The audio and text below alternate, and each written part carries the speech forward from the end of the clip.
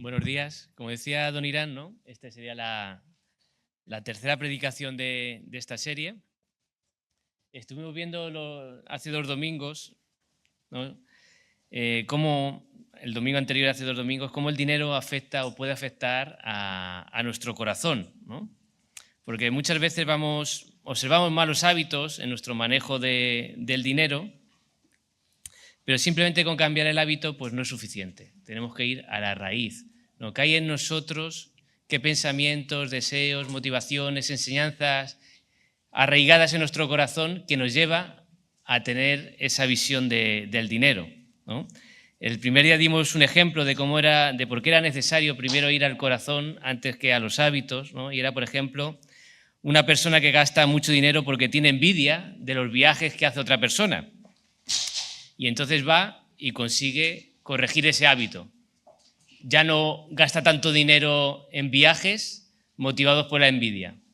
Pero como la envidia sigue arraigada en su corazón, ya no gasta dinero en viajes, pero lo que hace ahora es criticar a aquellos que sí que lo hacen, ¿no?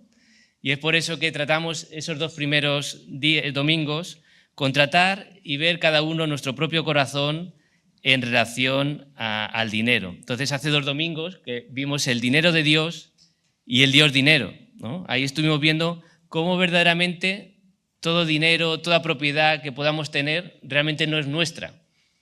Aunque legalmente en este mundo está nuestro nombre, pero a los ojos de Dios nosotros somos meros administradores, debiendo rendir cuentas cómo utilizamos ese dinero delante de Dios. Y también vimos ese domingo cómo muchas veces el dinero sustituye a Dios en nuestra vida. Ya no es Dios el que controla nuestra vida, ya no es Dios el dueño de nuestra vida, sino que es el dinero el que controla la forma en que tomamos decisiones, en que pensamos, en que nos movemos, ¿no? El dinero se convierte en nuestro mayor tesoro en lugar de ser Dios nuestro mayor tesoro, y estamos incluso dispuestos a pecar y a desobedecer a Dios con tal de agradar a nuestro Dios, el dinero. Y el domingo anterior vimos que además de que el dinero pueda convertirse en nuestro ídolo, en nuestro Dios, también podíamos utilizar el dinero al servicio de otros ídolos. Es decir, utilizar el dinero para mejorar nuestra reputación, para nuestras adicciones al sexo, a la pornografía, a las drogas, al alcohol, compras compulsivas. En cambio, la alternativa era utilizar el dinero para el servicio de Dios, y esto lo podríamos conseguir cuando verdaderamente consideramos a Dios pues lo que da sentido a nuestra vida, nuestro mayor tesoro. Y vimos cómo Dios es consciente muchas veces Dios siempre es consciente de necesidades que tenemos, de necesidades de ser aceptados, de sentir satisfacción, de sentir propósito en esta vida, pero que en lugar de buscarlo en nuestra reputación, en el dinero, en esas adicciones, podemos buscarlo en Él. Él es el que verdaderamente va a satisfacer esas necesidades en nuestra vida. Y en este domingo y el próximo vamos a tratar ya los hábitos, nuestro comportamiento, la conducta en relación al dinero. Y hoy nos vamos a centrar en cómo ganar ese dinero, y el siguiente domingo en cómo gastar ese dinero de una manera que agrade a Dios. Dale una más. Y este va a ser el versículo lema, ¿no?, para las 2 predicaciones. 2 Corintios 5:9. Por eso, ya sean presentes o ausentes, ambicionamos serle agradable a Dios, ¿no? Es un principio general para cualquier área de nuestra vida, pero también aplicada al manejo de nuestras finanzas, ¿no? Intentar agradar a Dios en todo lo que hacemos en nuestra vida. En lo que tiene que ver en relación con el dinero, de cómo ganar el dinero, podríamos distinguir acciones pecaminosas, ¿no?, como robar, y acciones legales que pueden ser consideradas legales en el régimen jurídico de nuestro país, pero que vayan en contra de los mandamientos de Dios, o decisiones movidas por el egoísmo, la codicia, la avaricia, y se diferencian de a veces acciones simplemente poco sabias, ¿no? Simplemente que nos hace falta algo mayor de conocimiento, siempre y cuando no están movidas por una actitud pecaminosa. Entonces, en la predicación de hoy vamos a ver, o quisiera ayudaros, ¿no?, como yo lo hice conmigo mismo, a ver qué acciones pecaminosas o movidas por un corazón pecaminoso podríamos tener a la hora de ganar dinero. Y si se tratara de falta de conocimiento, que a través de la palabra de Dios que hoy vamos a tratar, Dios nos dé a cada uno sabiduría y ya no tengamos excusas, ¿no? Los puntos que vamos a ver, si das al siguiente, van a ser 5. Primero vamos a ver el trabajo como principal fuente de ingresos, pero también vamos a ver otras formas de ganar dinero. Vamos a ver también qué formas serían no piadosas, que no agradan a Dios para ganar dinero. Y por último vamos a ver 2 aspectos que creo que son interesantes, como son los ingresos familiares de ambos cónyuges y también cómo podemos poner en la mano de Dios esas dificultades financieras que pudiéramos estar atravesando. Siguiente. Vamos a ver el trabajo, ¿no? Hoy en día, sobre todo por internet, pues fluyen mucho, ¿no?, ideas fantásticas para hacernos todos ricos con el menor esfuerzo posible, ¿no? Ya sea con las criptomonedas o invirtiendo en inmuebles, ¿no? Ahora que está todo, ¿no? Todos son súper inteligentes, súper ricos y los demás somos los menos espabilados y los más tontos, ¿no?, que seguimos trabajando todos los días para comer. Pero vemos que en la Biblia, si da el siguiente, vemos que en la Biblia la principal fuente de ingresos que el Señor nos enseña es el trabajo, ¿no? Dios tenía ya un propósito al inicio de la creación, antes de pecar, antes de que Adán y Eva desobedecieron, ya el propósito de Dios era que el ser humano trabajara, ¿no? No era pues ahí vaguear con el móvil o tirar en el sofá, no, era trabajar. Lo que ocurre que cuando Adán y Eva desobedecieron, cuando entró el pecado en el mundo, pues el trabajo se hizo difícil, ¿no? Vinieron los problemas. Pero el Evangelio nos puede transformar a la hora de cómo enfocar el trabajo para ganar el dinero que necesitamos, ¿no? Y además el Evangelio también nos da una esperanza de que todo esto se revertirá, ¿no? Y volvemos otra vez a trabajar de una manera feliz, de una manera perfecta, de una manera agradable a Dios, sin los espinos, sin las dificultades, sin ese jefe que abusa de nosotros, sin ese compañero que nos pone la zancadilla, sin las deudas, etc. Y a veces lo que en esta tierra buscamos y nos frustra cuando no lo encontramos es muchas veces el trabajo de nuestros sueños, ¿no?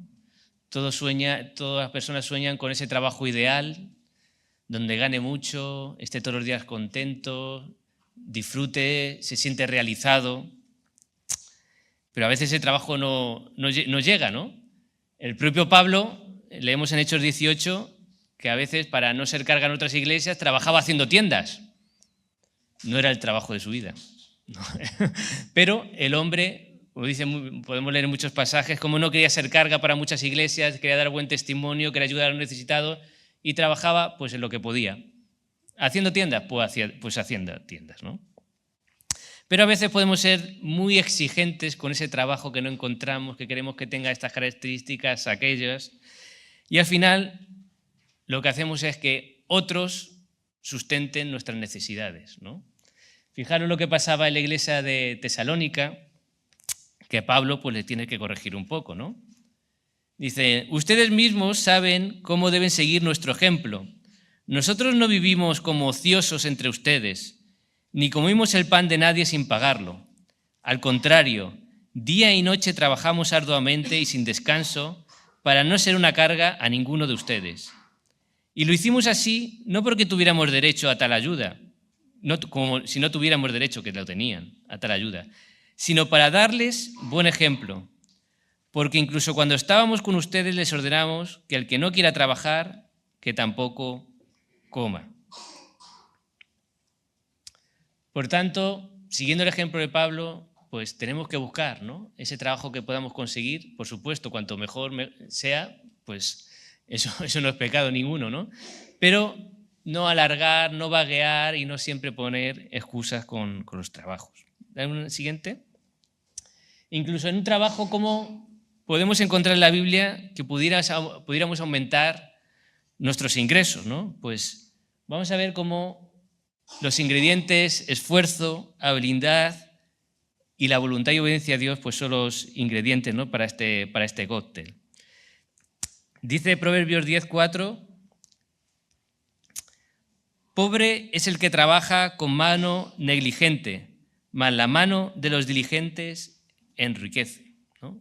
Hay que ser diligentes, hay que ser esforzados. Esto está escrito pues, en una época donde el principal sustento pues, era muchas veces la agricultura, la ganadería, y entonces la mayor cosecha venía con un mayor esfuerzo en trabajar la tierra o con los animales. Y luego en Proverbios 22, 29 leemos que ¿has visto a alguien realmente hábil en su trabajo? Servirá a los reyes en lugar de trabajar para gente común. O sea, no solo esfuerzo, sino también habilidad, ¿no? Aprender a cómo manejar mejor en nuestro trabajo, ser más útiles, ser más hábiles. Hoy en día, pues lo ves, ¿no? El que alcanza a tener unos trabajos más cualificados tiene las oportunidades de generar más ingresos y viceversa, ¿no? El empresario final quiere sacar el mayor rendimiento, entonces pagará más a aquel que le produce más rendimiento a él. Por supuesto, proverbios no son promesas, sino son principios generales, ¿no? Principios de sabiduría, pero no son promesas que va a ocurrir siempre así, porque sabemos que vivimos en un mundo injusto, en un mundo caído, y a veces el esfuerzo no es recompensado como debiera, y la persona mentirosa, la persona hábil no en su trabajo, sino en cómo mentir, cómo engañar, cómo ganarse la confianza del jefe mientras otro se esfuerza, pues a veces se lleva ese el salario, el aumento del salario o el ascenso, ¿no? Eso ocurre. Pero también una advertencia sobre esta fórmula mágica, ¿no? Y es que la recompensa económica no debiera ser el único factor a considerar a la hora de elegir un trabajo o a la hora de decidir trabajar más horas, ¿no? Por ejemplo, los que son pastores, si su meta fuera aumentar sus ingresos laborales, a lo mejor dejarían de ser pastores y se irían a un trabajo donde les pagaran más, ¿no? Sino que y mucha gente también pues, prefiere dedicarse a cuidar de sus hijos, ¿no?, más que a maximizar sus ingresos. Y es que no todo vale, ¿no? No debe ser el único objetivo, aunque esta predicación es de cómo ganar dinero de una forma que agrade a Dios, pero no deberíamos desenfocarnos de otros objetivos, de otros mandatos que Dios nos da para poner el principal objetivo en maximizar nuestros ingresos, ¿no? Nuestro trabajo, nuestro principal objetivo es agradar a Dios, no simplemente ganar más dinero, ¿no? Ni tampoco dejar de hacer cosas que Dios nos pide simplemente por ganar más dinero.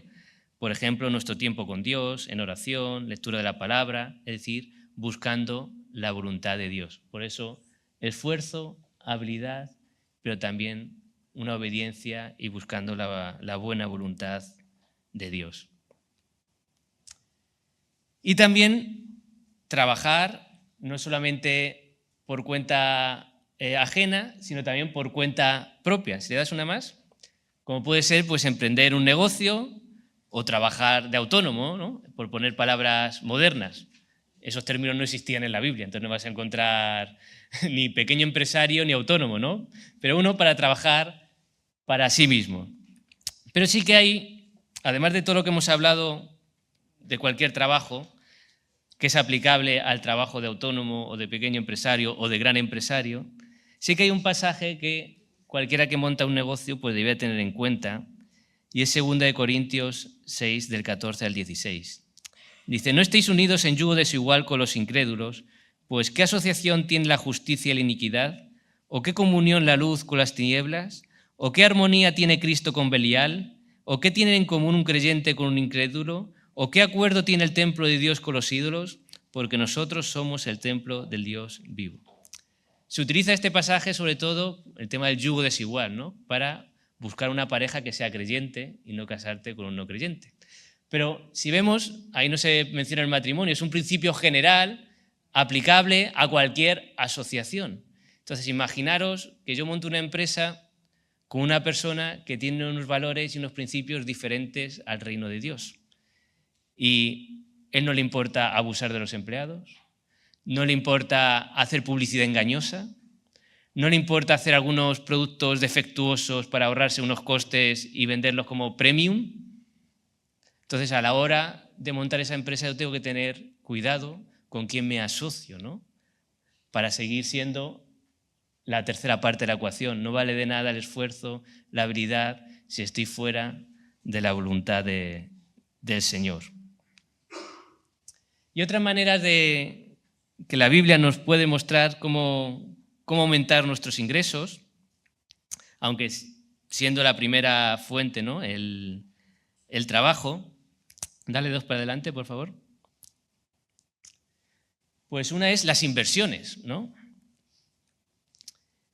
Y aquí unos principios de sabiduría, ¿no? Acerca de las inversiones. Primero, la diversificación, que suena como muy de dar una charla económica a cualquier sitio, pero fijaros, Eclesiastés habla de la diversificación de las inversiones. Eclesiastés 11, versículo 1 y 2, dice: envía tu grano por los mares y a su tiempo recibirás ganancias. Coloca tus inversiones en varios lugares porque no sabes qué riesgos podría haber más adelante, ¿no? Entonces suele decir no poner todos los huevos en la misma cesta. Pues si se rompe la cesta, que no se rompan todos los huevos, ¿no? A veces por ignorancia o por codicia queremos invertir todo en algo que, es que fíjate qué rentabilidad está dando ahora, todo ahí. Pero esa empresa o ese sistema se va a la quiebra y te quedas sin nada. Por eso un principio de sabiduría es no poner todo en el mismo sitio, ¿no? Otro tema a tener en cuenta es cuidado con las gangas, ¿no? Aquello que dice, pues si esto me da 3 y eso me da 7, pues para que vea el 7. Dice, ¿qué pasa? Que tú eres el único listillo, ¿no? Recuerdo aquí en España un caso de Fórum Filatélico hace muchos años. Era el tema de invertir en sellos. Claro, no sé, en aquella época un depósito en un banco no sé cuánto te daba, no me acuerdo, imagínate un 2%, un 1%. Y claro, decía que si invertías en sellos todos los años te daban un 5%. Pues mucha gente, pero gente a lo mejor, gente jubilada, había puesto todos sus ahorros ahí. Yo sé, yo soy un pueblo pequeño, entonces los pueblos nos conocemos todos. Gente que había perdido toda su pensión, los ahorros de toda su vida, porque habían invertido en sellos. Claro, te daban un 5 o un 7% todos los años.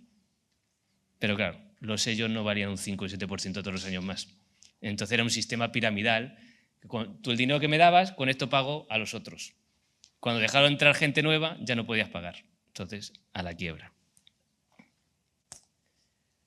También evitar los negocios pecaminosos, ¿no? Pues invertir, imagínate, en empresas de apuestas, en empresas que su dinero viene de la pornografía o de cosas ilícitas delante del Señor, ¿no? ¿Una más? Otras fuentes de ingresos pues pueden ser las donaciones, ¿no? El Señor nos manda a ayudar a los necesitados, especialmente a los de nuestra familia, a los de los creyentes, ¿no? Y hay momentos de todo. Hay momentos en los que estamos en situación de dar y hay momentos en los que tenemos que comer nuestro orgullo y con humildad saber también recibir. Pero debemos ser también sinceros, ¿no? Realmente si estamos en necesidad o no estamos en necesidad, porque los recursos son limitados. Cuando yo ayudo a una persona, por ayudar a esa persona estoy dejando de ayudar a otra, porque no puedo ayudar a todos. Fijaros lo que le dice Pablo a Timoteo en 1 Timoteo 5:16, hablando de las viudas. No había pensión de viudedad, había que ayudar a las viudas a sostenerlas, ¿no? Entonces, si alguna creyente tiene viudas en la familia, que las mantenga y que la Iglesia nos lleve la carga para que pueda ayudar a los que en verdad son viudas. Este era un caso concreto, no decir, vale, esta viuda tiene hijos, tiene hijas o tiene familiares cercanos, que le ayuden a esos familiares. Las que en verdad son viudas, es decir, que no tienen nadie que les ayude, a esos está la Iglesia. ¿Por qué? Porque cuando nosotros ayudamos, lo que digo, a unos, si esos tuvieran otra fuente de ayuda o realmente no estuvieran en necesidad de verdad, podría ayudar a otros que sí que tienen una verdadera necesidad. Otra fuente de ingresos, pues las ayudas del Estado, ¿no? A veces subvenciones, ayudas que nos pueden dar. Entonces debemos ser diligentes en solicitarlas, pero siempre no buscando mentir, no buscando hacer fraude, ¿no? Porque en Proverbios encontramos que las riquezas mal habidas no sirven para nada. Otra fuente de ingresos pues son las herencias, ¿no? Se mueren nuestros padres, nuestros familiares, y esos bienes nos los repartimos el resto de familiares que seguimos vivos. Pero cuidado cuando la avaricia, la codicia, las envidias nos hacen entrar en conflictos, ¿no?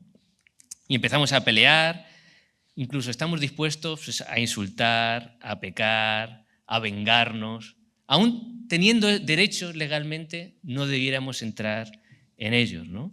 Porque la pregunta a hacernos ¿es más importante conseguir ese dinero que agradar a Dios en nuestra vida? Fijaros, a Jesús le vino un caso de estos, ¿no? En Lucas 12:13 dice, entonces alguien de la multitud exclamó, «Maestro, por favor, dile a mi hermano que divida la herencia de nuestro padre conmigo». Jesús le respondió, «Amigo, ¿quién me puso por juez sobre ustedes para decidir cosas como esa?» Y luego le dijo, «Tengan cuidado con toda clase de avaricia. La vida no se mide por cuántos tiene, ¿no? Entonces debemos buscar las prioridades en nuestra vida. Y vamos a ver ahora fuentes de ingresos o maneras de ganar dinero que no son piadosas, que no son agradables a Dios. Este versículo que hemos leído una parte antes, ¿no? Proverbios 10:2 dice, las riquezas mal habidas no tienen ningún valor duradero, pero vivir debidamente puede salvar tu vida, ¿no? Lo decimos muchas veces, como nos ponemos como principal objetivo, en lugar de agradar a Dios, conseguir dinero. A pesar, caiga quien caiga, y si tengo que desobedecer a Dios y hacerlo a mi manera, ¿no? Pero nos dice Proverbios 10:2 que eso al final va a acabar mal. Y Proverbios 28:20 y 22 dice, la persona digna de confianza obtendrá más recompensa, pero el que quiera enriquecerse de la noche a la mañana se meterá en problemas. Los avaros tratan de hacerse ricos de la noche a la mañana, pero no se dan cuenta de que van directo a la pobreza, ¿no? Muchas veces la impaciencia, el orgullo, pues nos lleva a esos términos. Y algunas de estas formas, algunos ejemplos de cómo buscamos a veces ganar dinero de una manera no piadosa, pues son aquellas que involucran el robo, la mentira, ¿no? En la Biblia leemos de las balanzas desequilibradas, ¿no? Antes, pues, se cogía un peso para ver cuánto pesaba la comida o algo y las tenías trucadas. Utilizabas una balanza cuando querías comprar y otra cuando querías vender, siempre desequilibradas para que tú ganaras más que el otro. Hoy en día, pues, en esos términos no podemos engañar, pero sí que si vendemos productos, venderlos defectuosos o venderlos como premium y en cambio son de baja calidad, o en nuestro trabajo, pues, trabajamos menos horas por las que nos están pagando, o estamos dispuestos a mentir, ¿no? Estamos tentados a engañar con tal de enriquecernos, defraudar impuestos, por ejemplo. Luego está otra forma que es cuando implica el abuso, ya sea el abuso de empleados, ya sea abusando de compañeros de trabajo, ¿no? Y de eso tenemos muchos versículos. Por ejemplo, Salmos 122, ¿no? Proverbios 22:16, que dice que la persona que saca ventaja oprimiendo al pobre o llenando de regalos al rico terminará en la pobreza, ¿no? El soborno también. Otra forma es, debemos tener cuidado cuando por tratar de ganar dinero está afectando eso a nuestra relación con otras personas o con Dios, ¿no?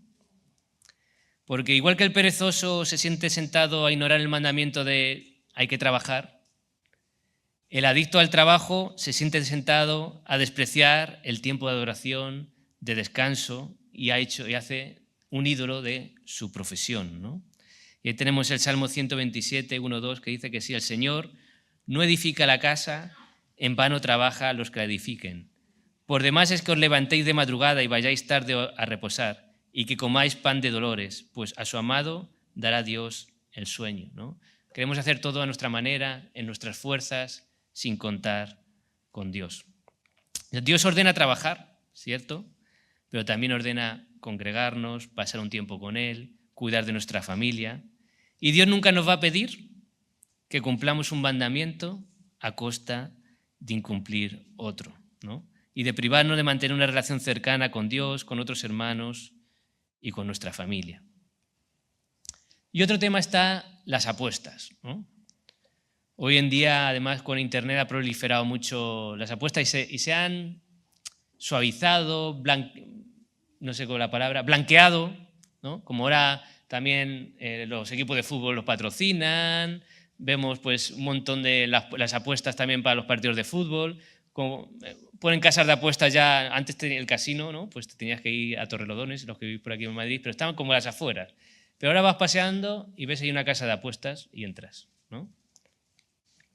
Entonces, y a través de Internet ya ni te digo, un compañero mío de trabajo, me acuerdo hace años, me decía que un compañero suyo de piso, a veces decía en el trabajo que estaba enfermo y se tiraba toda la mañana apostando a campeonatos de ajedrez y nada, todo el tema de apuestas, porque al final es un tema que te genera adicción, ¿no? Siempre empiezas con unas cantidades pequeñas, pero acabas perdiendo mucho más. Y como dice Pablo, todas las cosas me son lícitas, pero no todas son de provecho. Todas las cosas me son lícitas, pero yo no me dejaré dominar por ninguna. Y el tema de las apuestas es que pueden pasar dos cosas. Que pierdas o que ganes. Y las dos son malas. Si pierdes porque pierdes y si ganas porque cada vez vas a querer más, y ya hemos leído que las ganancias mal habidas traen solo problemas. Dale una más. Y ahora vamos a ver un tema que, dado nuestro contexto social, pues yo creo que amerita también tratarlo en esta predicación, este estudio de los ingresos, ¿no? Y es el tema de los ingresos de ambos cónyuges. ¿Puede dar una más? Y dado que pues, la influencia, siempre la sociedad nos influye, ¿no? Cada uno es hijo de su siglo, se dice, seas creyente o no creyente. Los creyentes del siglo XV estaban influidos por su cultura, igual que los del siglo XXI estamos influidos por la nuestra, ¿no? Y de Efesios 5, del 22 a Efesios 6, versículo 4, o versículo 9, sí, hasta el versículo 9, pues trata el tema del sometimiento, ¿no? Pero de una forma u otra, pues también vemos cómo trata el tema de las relaciones familiares, matrimoniales, padres e hijos y laborales. Y aquí no estamos enfocados en la generación de ingresos de una manera que... Nos estamos enfocando, perdón, en la generación de ingresos de una manera que agrade a Dios, pero por supuesto esto no debe desatender, como decía antes, también el resto de obligaciones que Dios ha puesto, ¿no? Y dentro de esas obligaciones está el cuidado de mi cónyuge, la relación matrimonial, el cuidado de mis hijos, ¿no? Y en nuestro contexto histórico, pues social, en el que vivimos, pues lo más habitual es que ambos cónyuges trabajen, lo cual no está mal, no está mal. ¿Se ha quedado claro? No está mal. Por si acaso, que quede bien grabado. Pero ¿qué ocurre? ¿Qué ocurre cuando, sin haber una necesidad económica real, es decir, mis necesidades básicas están más que cubiertas, por trabajar los dos tantas horas, el cuidado de mis hijos está desatendido? Yo digo, bueno, está en buenas manos, he contratado a una persona, está en buenas manos, en el colegio le enseñan fenomenal, no, está con unos amigos. La responsabilidad de la crianza Dios la ha puesto en los padres. Ni en el colegio, ni en la iglesia, ni en los amigos. Y al final alguien le va a criar. Y es lo que está pasando hoy en día en la sociedad, ¿no? que muchos niños, ¿y cómo ha podido ser así? ¿Cómo ha salido así mi hijo? ¿Y cómo tal? Pero si siempre hasta no, porque al final aprendes, siempre tienes que aprender de alguien, de algo, y si tus padres no son la fuente de ese aprendizaje, lo aprenderás de otras personas, de la calle o cualquier otro sitio, ¿no? Entonces, ¿de qué me vale ganar este mundo, éxito laboral? Le he dado a mi hijo los juguetes que yo nunca tuve, la casa que nunca tuve, el colegio privado que nunca tuvo, pero no le he dado el padre que sí que tuve, ¿no? Y en lugar de que el mundo aprenda de Dios, ¿no?, de lo que Dios nos ha dejado de sus instrucciones, nosotros aprendemos del mundo. Y lo mismo en las relaciones matrimoniales, ¿no? ¿Cuántos problemas en el matrimonio vienen porque el distanciamiento, porque mira, tú solo piensas en ti, pero es que tú también piensas en ti, y muchas veces vienen por estos temas. ¿Trabajar ambos está mal? No, pero vigilemos que eso no esté provocando mayores problemas y una desobediencia más grande, porque Dios quiere lo mejor para nosotros. Dios no es un Dios caprichoso que quiere coartar nuestra libertad sí por sí. Él quiere, como buen padre, guiarnos por donde Él ha establecido que es la senda correcta. Y otro tema también, al siguiente, otro tema que observo, sobre todo en mi entorno de no creyentes, ¿no?, es que especialmente los nuevos matrimonios o uniones de parejas, es que cada uno tiene su cuenta corriente. Y luego ponen una cuenta en común para los gastos comunes. Pero tenemos que ir a la esencia de lo que es el matrimonio. Dice Génesis 2:24, por tanto el hombre dejará a su padre y a su madre y se unirá a su mujer y serán una sola carne. Y esto no solamente es la unión sexual, es que los dos sean uno, ¿no? No sé vuestros votos matrimoniales, pero yo los puse, ¿no? Y es algo común, es decir, lo tuyo es mío y lo mío es tuyo, y formamos como una unidad. Sí, somos dos seres individuales, dos seres humanos, con sus necesidades, con sus afectos, pero funcionamos como uno. Cuando tú lo pasas mal, lo paso mal yo. Cuando yo lo paso mal, tú lo pasas mal. Cuando yo disfruto, tú también disfrutas. Y busco lo mejor para ti y tú buscas lo mejor para mí. Funcionamos como uno. Porque cuando su carne se duele, la mía se duele y viceversa. Y esto implica también, como pongo, el matrimonio comparte el patrimonio. Me ha quedado bonito, ¿eh? Pero para que se nos quede, ¿no? El matrimonio comparte el patrimonio. Yo no contemplo un matrimonio en que cada uno tenga su propio dinero, porque al final, con su propio dinero, hace su propia vida. Hay falta de transparencia, hay egoísmo, hay infidelidades, hay tentaciones. Pero ya no quiero ir solamente al tema práctico, porque si entra, Noemí me contaba, mi mujer, en Instagram, pues le gusta Instagram, y sigue ahí, unas cosas que me contaba con esto, ¿no? Porque claro, esto tiene muchas implicaciones en la práctica. ¿Qué ocurre? Claro, como yo gano menos, tú te puedes ir a ese viaje, yo no puedo. Se siente. O sea, en la práctica tiene muchas implicaciones, pero anclémonos en lo que ya dice Dios, ¿no? Que seamos una sola carne. Yo puedo entender, no compartir, ¿no?, que los no creyentes, pues por miedo a un divorcio, por el coste económico que podría suponer, por egoísmo, falta de confianza, pues caen en este sistema, ¿no? Y tiene sus consecuencias también.